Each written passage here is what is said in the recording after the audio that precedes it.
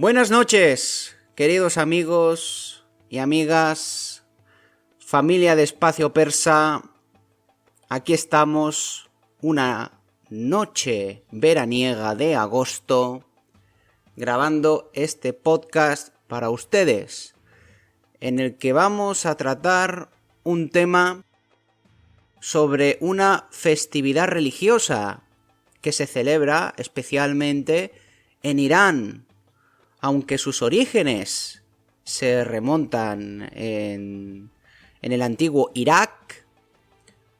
Vamos a explicar lo que es la celebración de la Ashura para principiantes, para personas que no sepan lo que es esta fiesta, su importancia y el impacto que ha generado esto en Irán durante los últimos 5 siglos o 6 aproximadamente, desde que el Estado persa, la vieja Persia, se convirtió oficialmente en chiita. Esta fiesta se puede celebrar a un nivel gubernamental, cuando antes era una fiesta que estaba prácticamente prohibida o mal vista. Vamos a tocar todos los aspectos de la Ashura. Soy Xavier Muñoz, os hablo desde la costa de Barcelona para toda la iberofonía y os mando a todos un abrazo muy fuerte, queridos amigos. Gracias por estar ahí, escuchando. Y sin más, el tema de hoy: Ashura, chiismo, el Imam Hussein. ¿Quién es el Imam Hussein? Bien, pues el Imam Hussein es ni más ni menos que el nieto del profeta Muhammad. Por lo tanto, estamos hablando de un contexto islámico. Hablamos de Islam. Irán es un país, por no decir que fue el primer país extranjero que fue invadido y conquistado por las fuerzas musulmanas. Al comienzo, pues, como era la Edad Media, todo fue dramático. Como en cualquier guerra, hubo persecuciones, hubo rapiña. Insisto, Edad Media, amigos. No estábamos hablando de la época actual del capitalismo, donde un país no puede invadir a otro y si lo hace, pues impone sus precios y ya está. A día de hoy una invasión a otro país resulta algo carísimo. Antes, en la Edad Media, pues como no se utilizaba este sistema económico, era más sencillo y era lo que se llevaba. Estaba a la orden del día.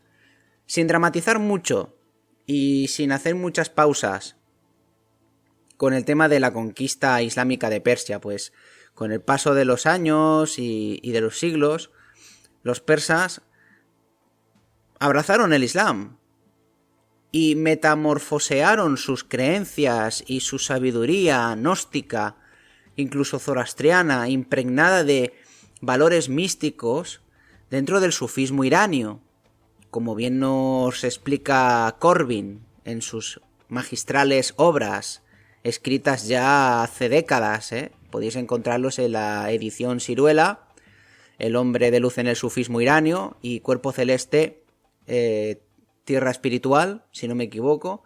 También he escrito más libros, ¿no? Simplemente buscad Henry Corbin y os ponéis a buscar.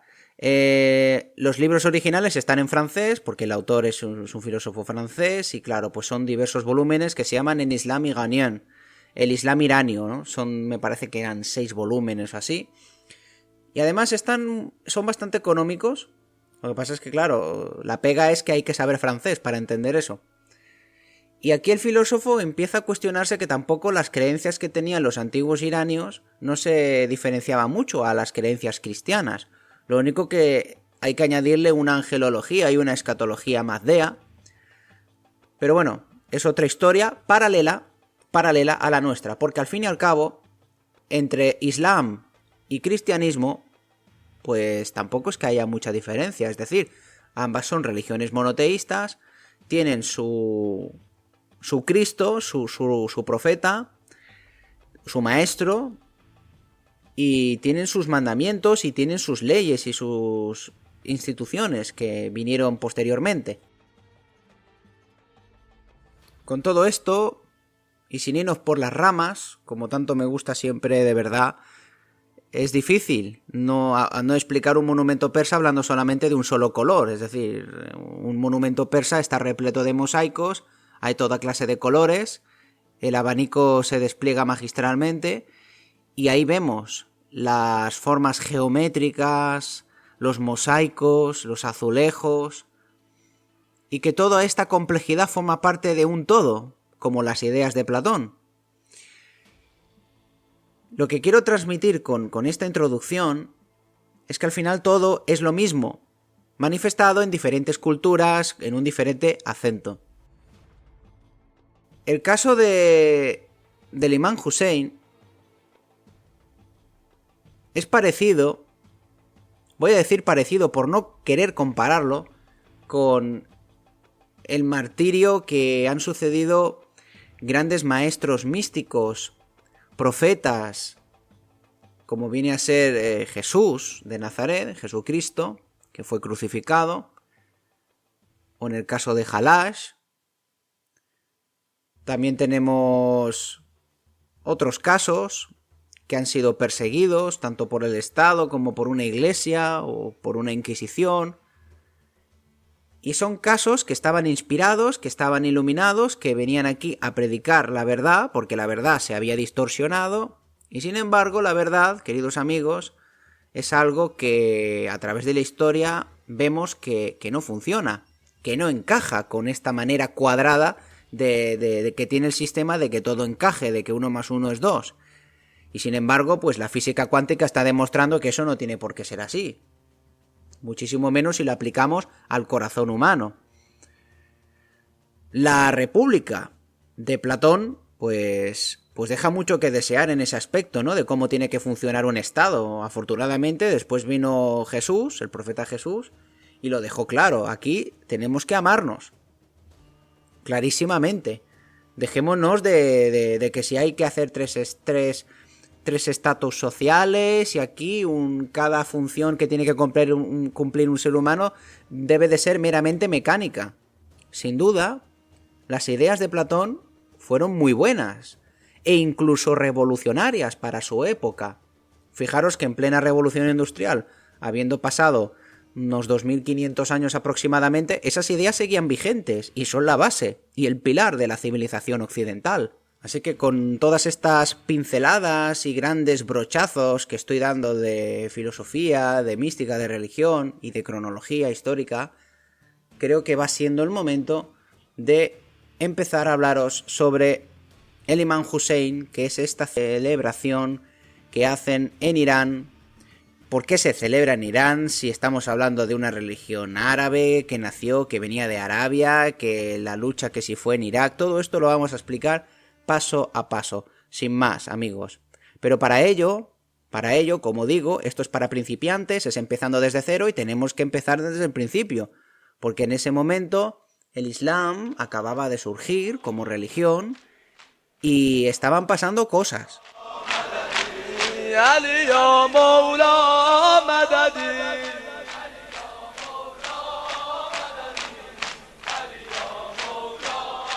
Se estaba fraguando un Estado islámico, no es el ISIS, estamos hablando de la primera nación islámica en el sentido puro, igual que una nación cristiana, de que todos somos libres, todos somos hermanos, tenemos que amar al prójimo, la caridad, el zakat, ¿vale?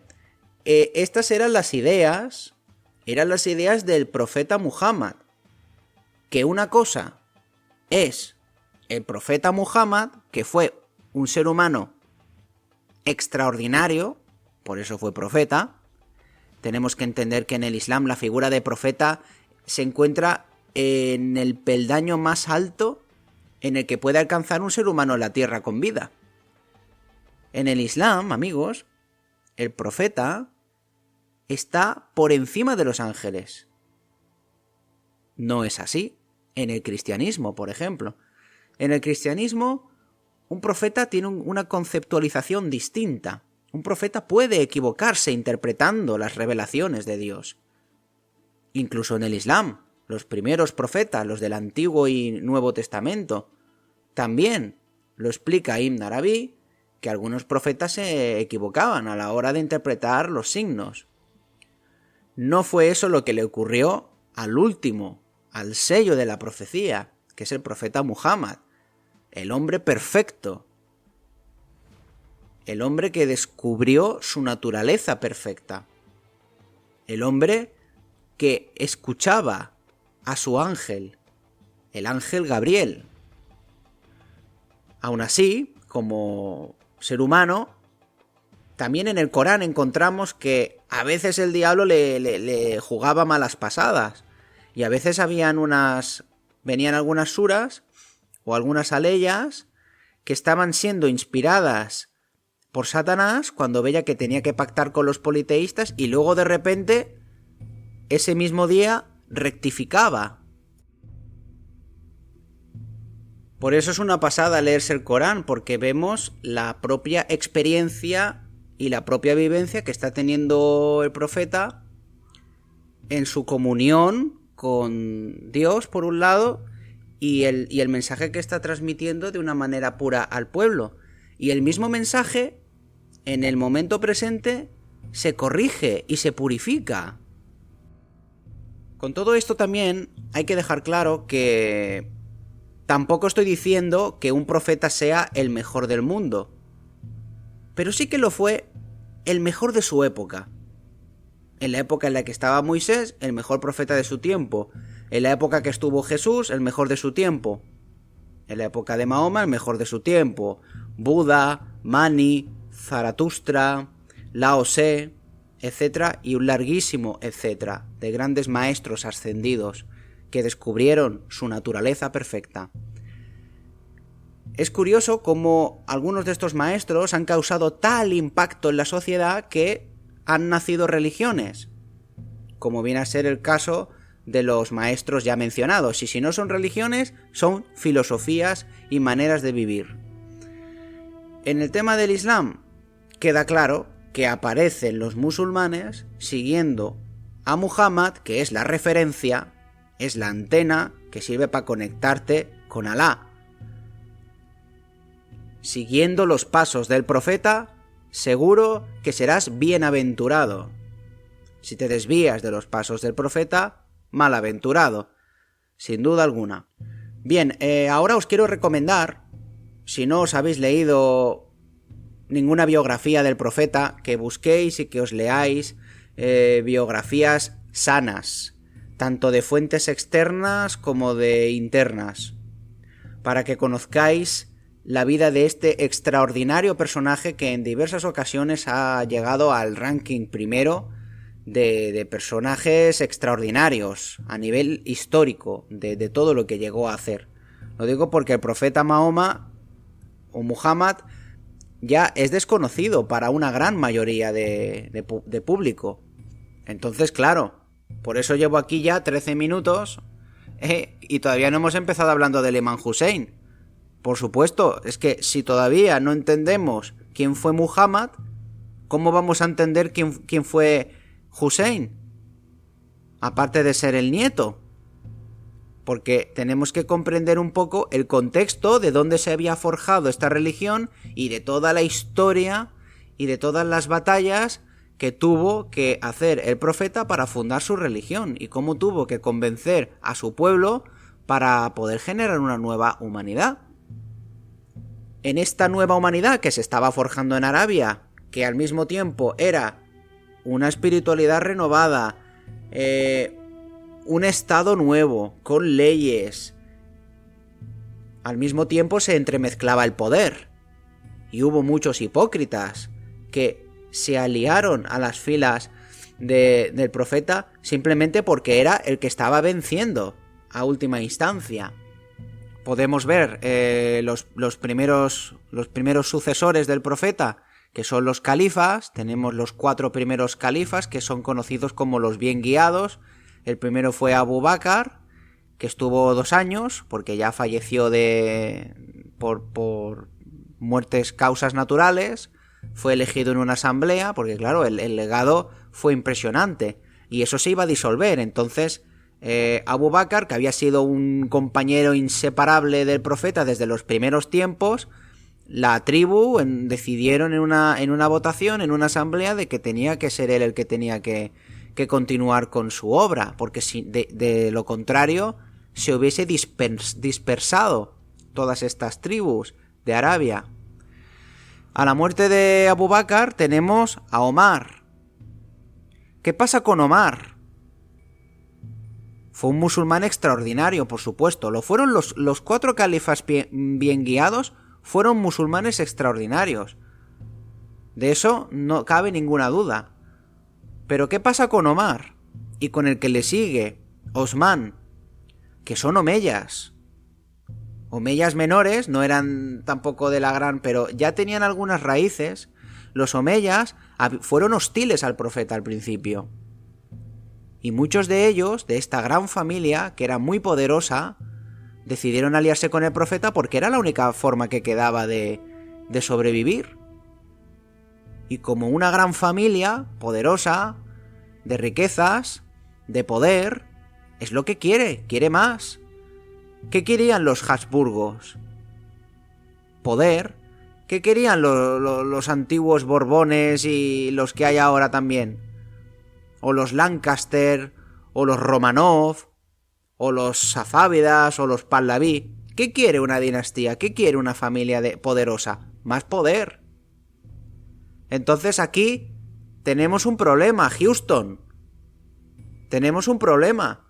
Porque de una idea que ha surgido de Dios, bueno, que Dios quería que se pusiera en marcha este plan en el mundo, manifestado a través de sus profetas, es un plan divino. Y en medio de este plan divino, cuando por fin sale rodado, contra todo pronóstico, porque los profetas padecieron injurias, como mínimo. Luego estamos nosotros aquí, oye, que el vecino me ha ofendido, que fulano de tal me ha insultado, que el perro de mi suegra me ha ladrado, y por eso ya nos ofendemos. Bueno, por Dios. ¿Y si tuviéramos que aguantar lo que aguantaron los profetas? ¿Que les arrojaban estiércol por las terrazas cuando salía de casa? Eso le hicieron al profeta Muhammad. Y los perdonaba. No les hacía la guerra. Como malamente estamos informados de esto y muchas otras cosas. Estas pequeñas pistas son huellas palmarias que nos dejan los grandes santos y grandes enviados de Dios. ¿Cómo responderle al enemigo? Con una sonrisa. ¿Cómo enseñó Jesús? Si te golpean en una banda de la cara, pues pones la otra mejilla. Pero eso no significa de que seas un primo y de que te dejes golpear. Significa de que tú cortas con la violencia. Porque si no, como dijo Gandhi, ojo por ojo, el mundo se quedará ciego. Entonces, como digo, la idea parte de algo puro, de algo auténtico, de algo que está cumpliendo con la auténtica función de para qué hemos venido aquí. Y de repente, esa idea pura, esa agua que fluye del manantial de arriba del monte, de la serranía, va bajando y se va contaminando, y se va ensuciando, y va cogiendo residuos. Y esto es lo que le han pasado a todas las religiones. Sus maestros primero se purificaron ellos, por supuesto, esos días en el desierto, que han tenido todos los profetas, han tenido desierto y sequedades. Y de esas sequedades, de esa oscuridad, de esa penetración en la cueva, en la oscuridad, en el conocerte a ti mismo, como ya estaba en el oráculo de Delfos, de la antigua Grecia, había ahí un dintel, una pancarta en la entrada donde decía conócete a ti mismo. Y otras cosas que pulieron otros 7 sabios y ancianos. También había uno muy gracioso que escribió el hombre es malo por naturaleza, o así. Una cosa así decía. Es chistoso, ¿no? Ya ver que en aquella época también eran pesimistas. Y luego pues es cuando llega inevitablemente la corrupción. Luego es cuando llega el poder, cuando llegan las riquezas, cuando ya se comienza a institucionalizar, a más gubernamental todo. Y se pierde, se va perdiendo esa pureza, se va perdiendo ese contacto con la fuente, con ese manantial. El agua ya no está tan limpia como al principio. Y entonces volvemos a ese punto porque la historia se repite. Y por muchos profetas que vengan, siempre va a pasar lo mismo. Entonces, digo yo, llegará un punto o llegará un momento en el que todo esto tiene que acabar. Esto tiene que terminar. Llega un momento que dices, mira, va a venir alguien que lo va a dejar ya tan claro de que ya no se va a repetir más el mensaje. Y este es uno de los dictámenes del Islam. Por eso dicen, el Islam reconoce a todos los profetas, cristianos y judíos, como pueblos del libro. Y comienza que dicen, el primer profeta fue Adán, el primer ser humano. Y el último es el suyo, el Muhammad. Y ya está. Y a partir de aquí ya ponemos el sello de la profecía y ponemos el punto y finales porque esto no se va a acabar nunca. Y van a seguir apareciendo religiones, van a seguir apareciendo sectas, van a seguir ramificándose sucedáneos que no tienen absolutamente nada que ver con la fuente, y esto al final pues va a convertirse en un batiburrillo. Así que para conservar ese mensaje lo más puramente posible, se tomó esta decisión dentro del Islam. Es decir, es que ya es imposible de que pueda venir alguien mejor ya. Es imposible de que la cosa quede más clara. Es imposible. Tenemos que aprender ya con las instrucciones que nos han dejado. Entonces, los primeros momentos del Islam, en cuanto la luz primigenia se apaga y desaparece, porque Mahoma como ser humano pues tenía que fallecer, a partir de ese momento es la comunidad la que tiene que seguir adelante. Y como no había dejado escrito ni había dicho quién le tenía que suceder, porque en el Islam el monacato no está permitido, y tampoco vamos a hacer aquí una sucesión de papas, como pasó en Roma, que la cosa se torció bastante. La decisión quedaría entre personas, pero siempre hay unos espabilados que van a luchar para tener el poder. Y en esta lucha por el poder es donde se generan las intrigas, las revueltas, los asesinatos. Esto fue lo que le pasó a Omar. Fue asesinado por un persa, precisamente. Es curioso.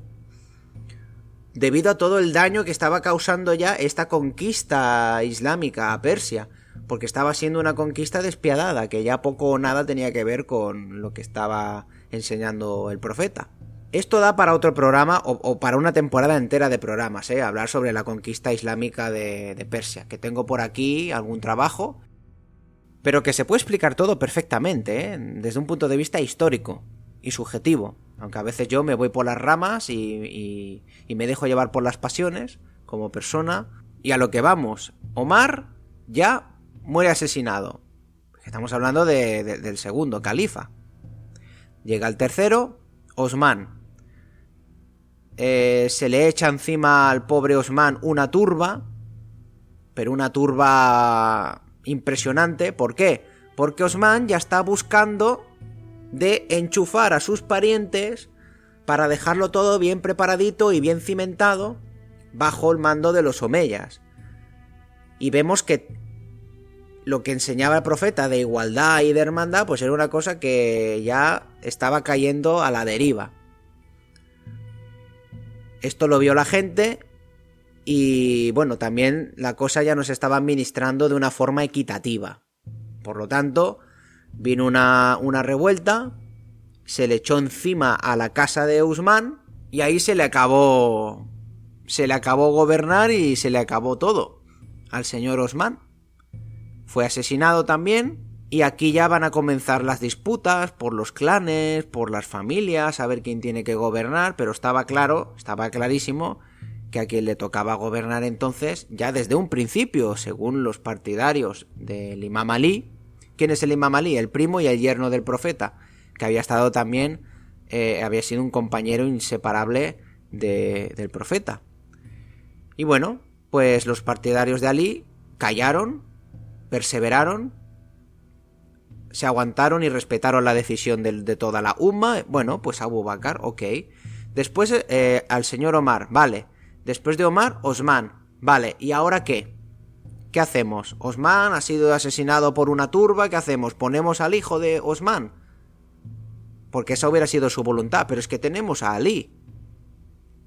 Aquí ya estalla un conflicto, ya no todos están de acuerdo, pero finalmente deciden, vale, vamos a nombrar a Ali como califa, que por cierto va a ser el último califa bien guiado, el cuarto, y bueno, pues resulta que Ali ya tiene que enfrentarse a la primera fitna, una guerra civil.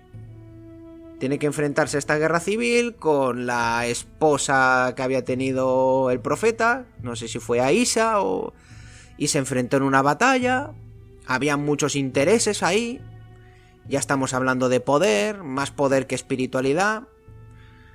Esta batalla fue impresionante. No recuerdo exactamente cómo se llamaba esta batalla ahora mismo, porque hablo de memoria. Y bueno, para no quedar en ridículo, prefiero decir que no lo sé. Lo que sí sé y recuerdo exactamente es que seguro que si eres musulmán y estás escuchando esto ya sabes a qué batalla me refiero. Esta batalla que estaba Ali y las fuerzas califales combatiendo con Aisha, que comandaba a los otros ejércitos, y en el momento en el que estaba perdiendo la batalla Aisha, que en este caso serían los rebeldes, en ese momento resulta de que cogieron trozos del Corán, poca broma, la palabra de Dios, la cogen y la clavan en la cabeza de las picas y de las lanzas. Entonces, fijaros en el gesto de caballerosidad de Ali.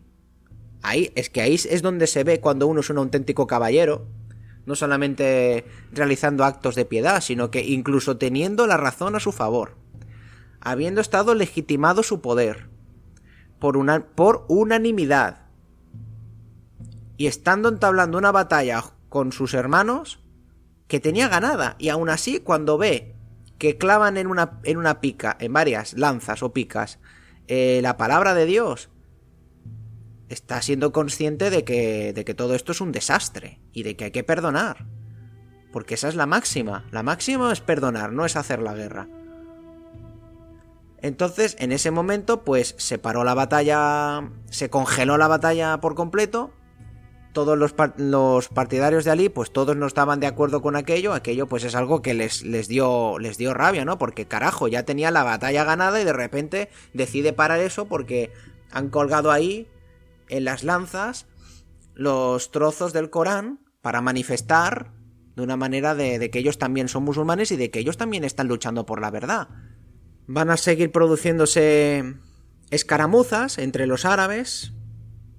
Los que siguen a Ali van a ser los chiitas, que chiita significa partidarios de Ali, y luego van a estar los sunitas, los que siguen la sunna, y los que deciden que el califa pues tenía que ser un descendiente de Osman o de Muawiyah, que es el que tenía que venir, etc.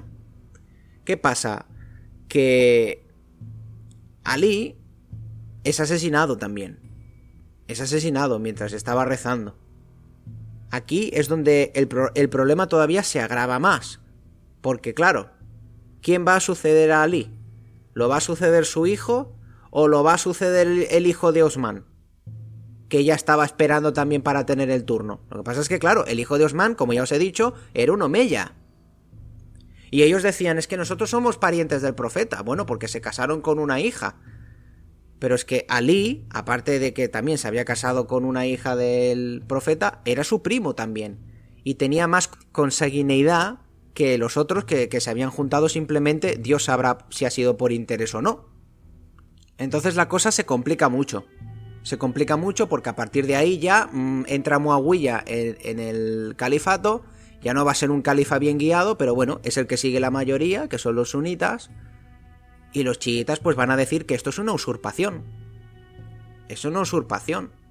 Porque quien tiene que suceder a Mahoma es quien haya estado más próximo a él o algún miembro de su familia.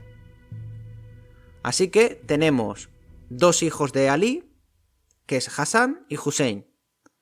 Hassan fue envenenado y Hussein se fugó y deambuló por Irak, que era Mesopotamia, hasta llegar a las inmediaciones de Karbala.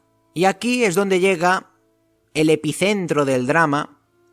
Fijaros que yo no sé exactamente las fechas, y disculpadme si me he equivocado con alguna batalla o con algún nombre o lo que sea, pero ¿sabéis qué pasa? Que eso no es lo importante de este programa. Lo importante de este programa es explicar un hecho, que es el que viene a continuación, y que son sucesos espirituales, y los sucesos espirituales son atemporales.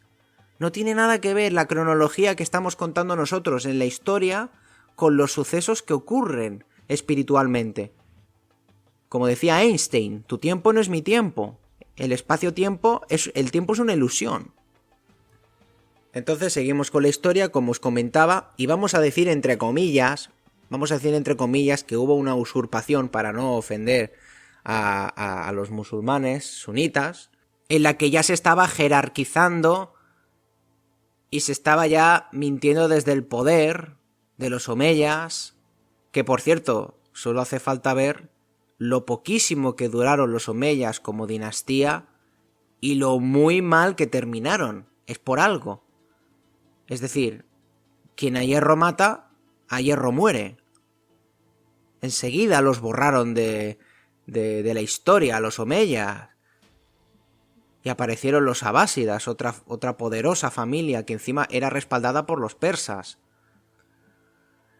Como de costumbre, la mayoría estaba siguiendo al califa, que era el que tenía el poder, era el que tenía el ejército profesional y la mayoría de todo, del dinero, de los soldados y del poder que pueda ser imaginable.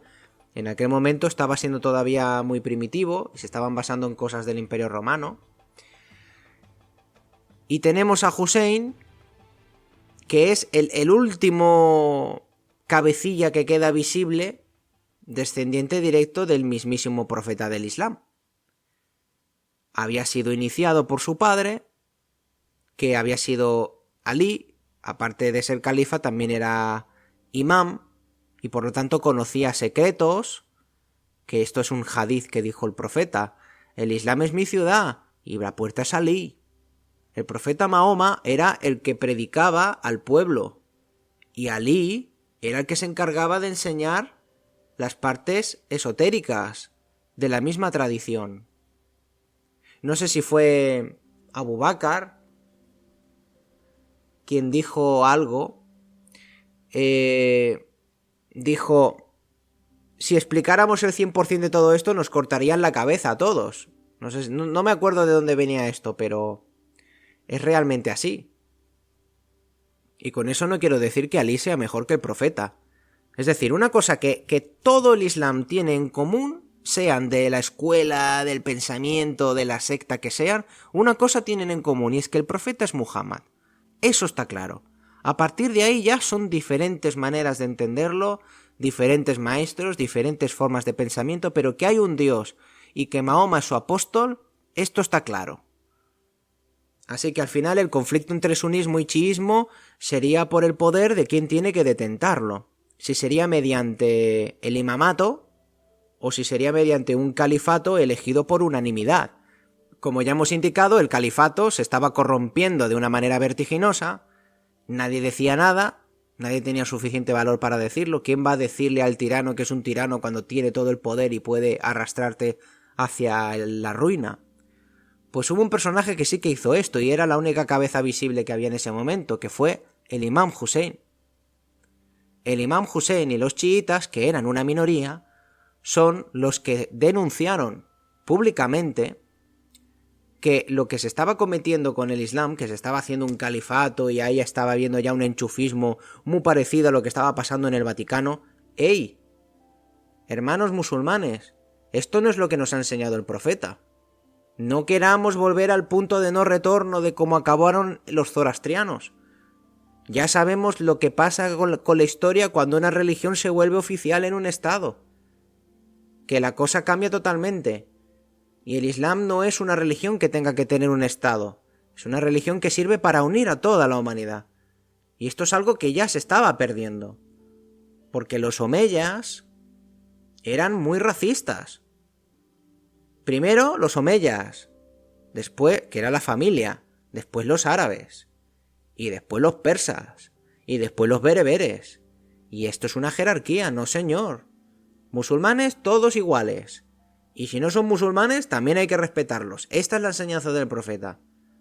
Nada de primero los omeyas o primero los árabes, pero son conceptos que, como digo, rompen esquemas porque estamos hablando de la Edad Media, amigos.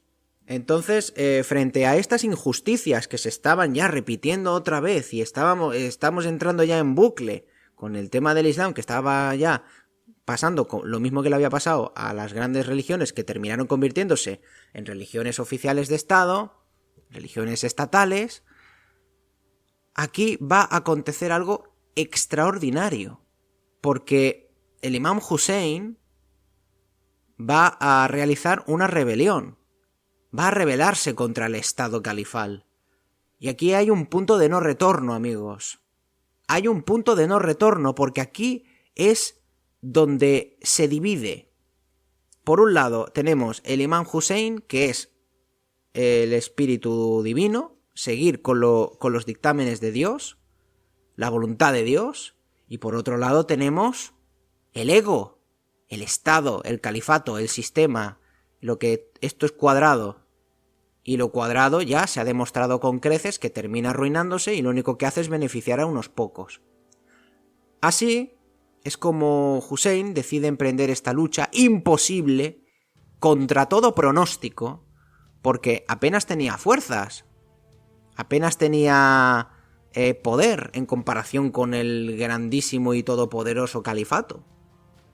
Y aún así, ignoró las sugerencias de sus comandantes cuando le dijeron retírate, ves ganando apoyos, organiza bien la rebelión, que irás ganando adeptos, irás generando reclutas, etc. Hussein se negó categóricamente a todo esto. ¿Por qué?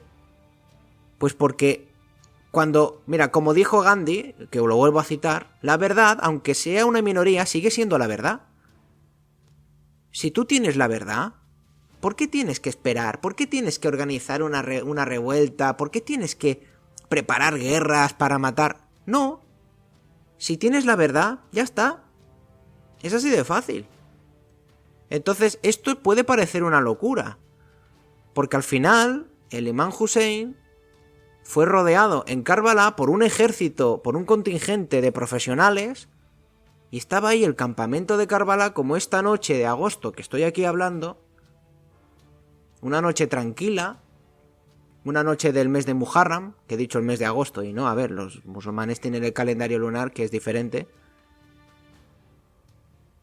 y le ofrecieron la posibilidad, digo, mira, es que estamos rodeados, puedes fugarte, puedes escaparte, seguir luchando. Pensad que el imam Hussein ya estaba luchando simplemente para que hubiera un poquito de justicia ya dentro del Islam, porque se había corrompido tanto la cosa que parecía que a pocos les importaba, mientras hubiese alguien dirigiendo el Estado.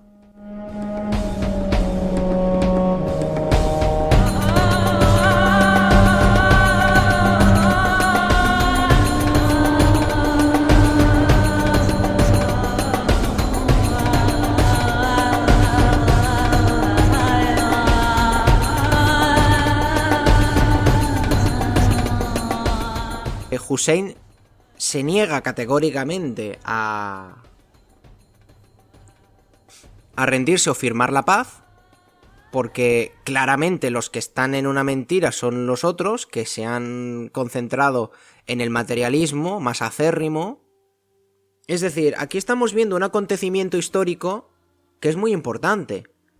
Si tomamos la filosofía guénoniana, la de René Guénon, que por cierto era un filósofo francés que se hizo musulmán, tiene un libro muy bueno que se llama Autoridad espiritual y poder terrenal. Y exactamente eso fue lo que pasó en ese momento, que el poder terrenal estaba desobedeciendo la autoridad espiritual. Una desobediencia así únicamente puede terminar de la manera más catastróficamente posible, porque así es como empiezan las rebeliones. Cuando el poder terrenal, cuando el rey, cuando el emperador se rebela contra el papa.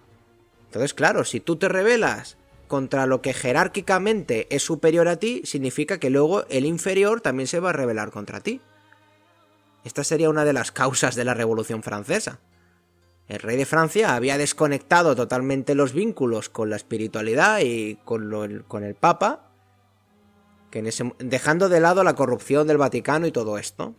Y claro, bueno, si tú no obedeces a tu superior, pues el de abajo tampoco tiene por qué obedecerte a ti. Y ahí es donde empieza el caos. Así que como punto de control yo lo considero en el Islam fundamental. Es fundamental lo que hizo el imán Hussein. Y que en ese campo de batalla imposible de ganar, porque estaba prácticamente solo, muy pocos compañeros suyos son los que se quedaron. Estaba ahí hasta con su familia. Al día siguiente murió mártir. Fue hecho mártir. Y ahí es donde queda atestiguada la verdad. Una persona que no tiene miedo de morir por su libertad. Y la auténtica esencia del Islam. Una persona que lucha contra todo pronóstico frente a la pedazo de injusticia que se le está presentando en la leonera de este mundo. Y por si eso fuera poco, hasta los familiares de Hussein fueron masacrados. O sea, en teoría, Karbala no fue una batalla, fue una masacre. Mataron a la esposa, mataron a su hijo, que era un bebé. Aquello fue una masacre terrible. Ahí vemos el gran corazón que tenían las fuerzas califales.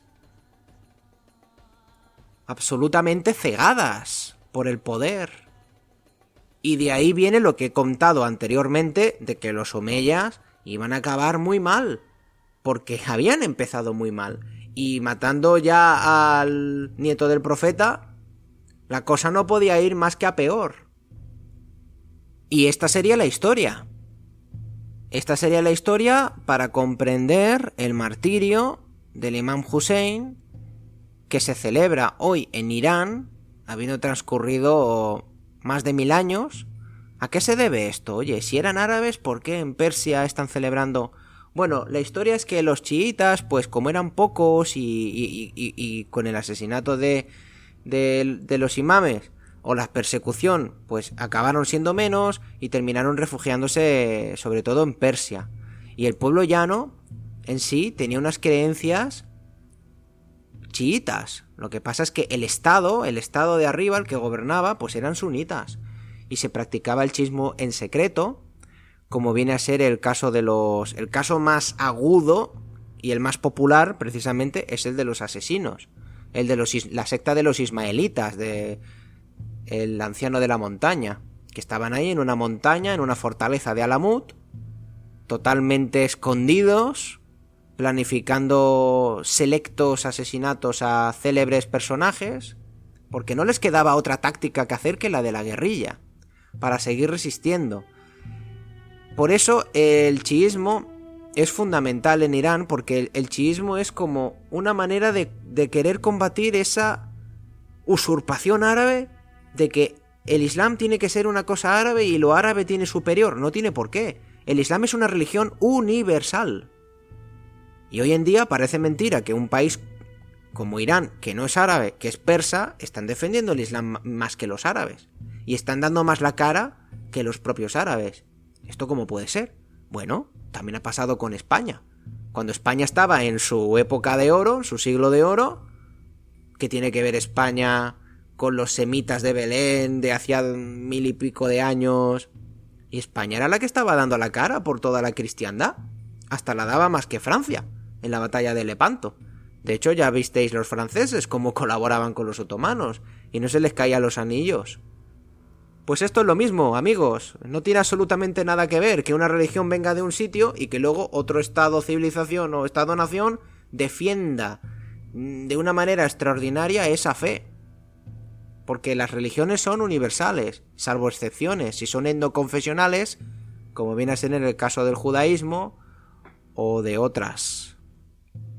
Así que después de haber profundizado en los valores simbólicos que tiene la Ashura, que es como se le llama, el día que fue martirizado el imán Hussein, pues es una festividad que la hacen todos los chiitas, pero en Irán, como digo, al ser una república chiita que está en la Constitución, pues es una fiesta oficial, es una fiesta estatal, aparte de religiosa, y allí es donde se organizan procesiones y romerías, donde se celebra el martirio del Imam Hussein, esa lucha por los desamparados, esa lucha del ideal caballeresco de defender a los débiles, de proteger al indefenso. Todos estos valores de la caballería que han estado presentes desde la Edad Media hasta nuestros tiempos, las cofradías, lo tenemos presente hoy en Irán, y por eso el Ashura es un día que se llora por el martirio del Imam Hussein. Se llora porque el día que fue aniquilado Hussein nadie pudo llorarle. Nadie pudo llorarle ese día. Y hoy muchos son los chiitas que pueden llorar este día. Y están aquí para recordarlo. Todo lo contrario de lo que se ha pensado. Pensaban las fuerzas suníes califales de la época que le cortaron la cabeza a la serpiente o al dragón. Dicen, bueno, el chiismo ya no va a ser un problema, todo lo contrario, el chiismo es una vivencia que sigue vigente, gracias a Dios. Por algo será. Y es que los valores de Karbala, del Imam Hussein, a mí me parece que son impactantes. A nivel humano, a nivel de drama, a nivel de amor, de vida. Es muy profundo todo esto. Si no hubiese ocurrido esto dentro del Islam, yo pienso que el Islam se hubiera quedado como una religión más. Como una religión más. Pero precisamente lo que le da corazón al Islam, aparte de los grandes sheikhs y de los grandes musulmanes que hay, que son ejemplares. Pero es un hecho fundamental dentro del Islam, porque es lo que separa. Estamos aquí por la voluntad de Dios, no estamos aquí para hacer un Estado, no estamos aquí para continuar la República de Platón, que es ideológica, que es una idea, y son ideas mentales que fallan.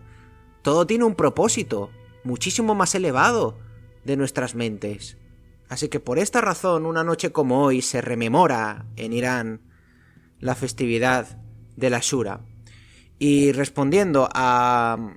Bueno, ¿y esta fiesta la hacen solo los chiitas? ¿Los sunitas no? Bueno, yo he preguntado y a mí me han dicho de que desde los sunitas la Ashura es un día que lo celebran pues haciendo un regalito, una cosa así como Navidad, y ya está, simplemente. No está cargado de valores pasionales, emocionales o de humanidad, sino que simplemente, bueno, pues es como un Black Friday para los sunitas y ya está.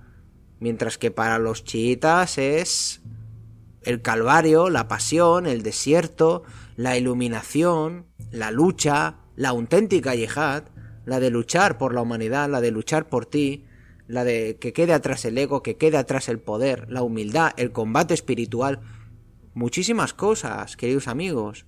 Así que sin más, si queréis comprender mejor el chiismo, os recomiendo que escuchéis el programa que hicimos con Don Bracamonte, que estuvimos hablando de chiismo, estamos ahí en profundidad durante más de una hora, magistral este programa, a veces lo consulto hasta yo para entender algunas cosas de cómo funciona el chiismo, el imamato, etc.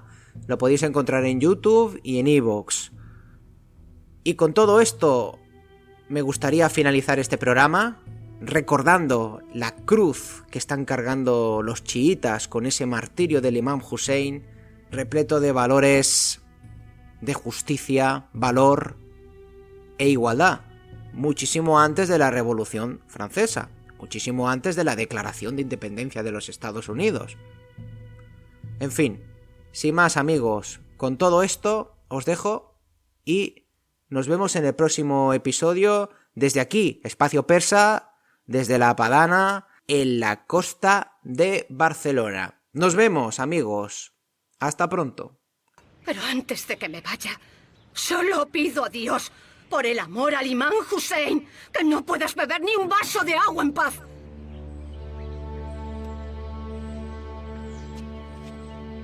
¿Por qué mencionas al Imam Hussein? Busca otra manera de maldecirme. Por el imán Hussein, no les decepciones, hijo mío. Si yo no te importo, no pasa nada.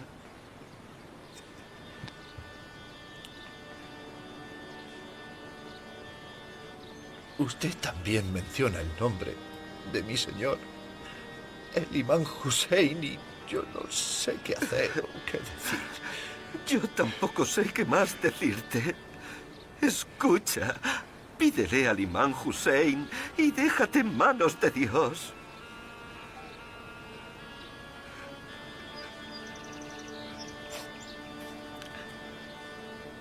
Oh, Hussein. Oh, Hussein. Bien invocado, hijo, vamos. Ven conmigo. Oh, Hussein.